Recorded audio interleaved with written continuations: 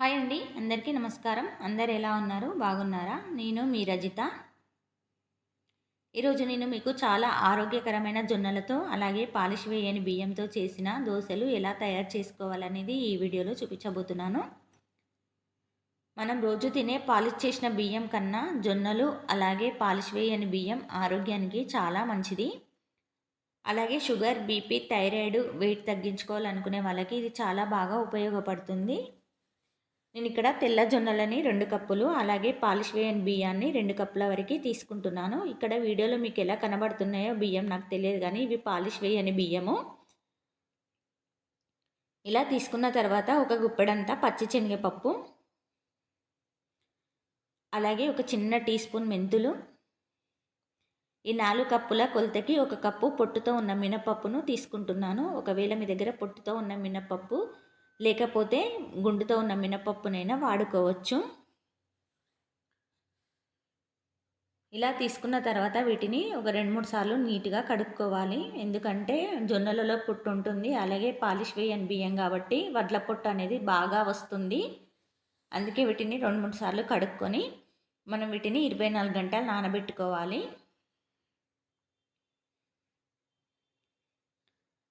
అంటే మనమే ఎల్లుండి దోశ వేసుకుంటాం అనగా ఈరోజు సాయంత్రమే వీటిని నానబెట్టుకోవాలి.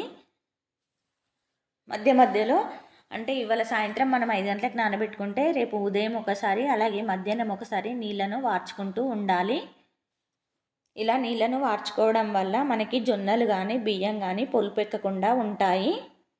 నేను ఇక్కడ పొద్దున 8 గంటలకు ఒకసారి మధ్యాహ్నం 2 గంటలకు ఒకసారి నీళ్ళను మార్చుకున్నాను. ఇక్కడ పొట్టుతో ఉన్న మినపప్పును వాడుకున్నాను కాబట్టి బాగా నానిపోయి పొట్టు అనేది పైకి వచ్చేస్తుంది. కొంచెం తీసేసుకుంటే సరిపోతుంది. ఇక్కడ ముందుగా జొన్నల గురించి చిన్నగా చెప్తానండి. జొన్నల్లో ఫైబర్ ఎక్కువగా ఉంటుంది. ఇది జీర్ణక్రియ బాగా జరిగేలా పనిచేస్తుంది. చిన్నపిల్లల నుంచి పెద్దల వరకు అందరికీ ఇది మంచి ఆహారం. ఇప్పుడు జొన్నల బ్యాటర్ ఎలా తయారు చేసుకోవాలనేది చూపిస్తాను. ఇక్కడ జొన్నలను గ్రైండింగ్ చేసే ముందు దొడ్డు అటుకులను ఒక 10 నిమిషాలు నానబెట్టుకోవాలి. ఒకసారి కడుక్కొని ఇక్కడ జొన్నలని మనం గ్రైండర్లో కానీ లేకపోతే చిన్న మిక్సీ జార్లో వేసుకొని మెత్తగా మిక్సీ పట్టుకోవాలి. ఒకవేళ మీ దగ్గర వెట్ గ్రైండర్ ఉంటే వెట్ గ్రైండర్లోనే వేసుకోండి. ఎందుకంటే మనకి పిండి అనేది చాలా ఎక్కువగా వస్తుంది, చాలా మెత్తగా కూడా అవుతుంది. నేను ఇక్కడ ఒక చిన్న మిక్సీ జార్ తీసుకుని దాంట్లోకి కొద్దిగా వేసుకొని దోశ బ్యాటర్ రెడీ చేసుకుంటున్నాను.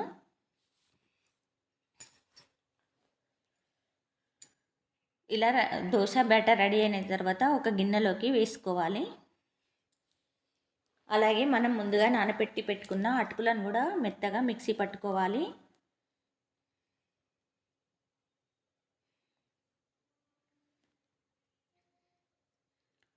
చూసారు కదా, ఒక 10 నిమిషాల ముందనే మనం అటుకులను నానబెట్టుకుంటే మంచిగా మెత్తగా నానిపోతాయి.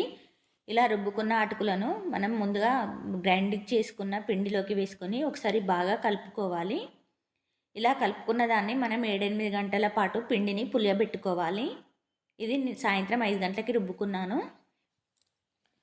మార్నింగ్ చూస్తే 7 గంటలకి పిండి అనేది బాగా పులిసిపోయింది. మనకి ఇక్కడ తెలుస్తుంది పిండి పులిసిందా లేదా అనేది. నాకు పిండి అనేది చాలా పర్ఫెక్ట్గా పులిసింది. పులిసిన పిండితో దోశలు వేసుకుంటే చాలా మృదువుగా వస్తాయి, చాలా టేస్టీగా కూడా ఉంటాయి. దీన్ని ఒకసారి బాగా కలుపుకున్న తర్వాత మనం దోశలకి ఎంత అవసరం పడుతుందో అంత బ్యాటర్ని మనం ఒక చిన్న గిన్నెలోకి తీసుకొని మిగతా పిండిని ఫ్రిడ్జ్లో స్టోరేజ్ చేసుకుంటే మనకు వారం రోజుల పాటు పిండి అనేది ఖరాబ్ కాకుండా ఉంటుంది. ఎందుకంటే నేను మినపప్పు 1 కప్పే వేసుకున్నాను కాబట్టి. ఈ దోశకే కాదండి, నేను నార్మల్ దోశ చేసినా కూడా 4 రైస్ 1 కప్పు మినపప్పు తీసుకుంటాను. అలా అయితేనే మనకి పిండి అనేది బాగా పులియకుండా ఉండి దోశలు చాలా బాగా వస్తాయి. నేను ఇక్కడ 2-3 దోశలకి సరిపోయేంత బ్యాటర్ని తీసుకున్నాను. ఇక్కడ ముందుగా స్టవ్ వెలిగించుకొని పెంక పెట్టుకొని పెంక వేడైన తర్వాత ఒక చిన్న చుక్క నూనె వేసుకొని పెంక మొత్తం ఉల్లిగడ్డతో రాసుకోవాలి. ఇలా రాసుకోవడం వల్ల ప్రతి ఒక్క దోశ చాలా బాగా వస్తుంది.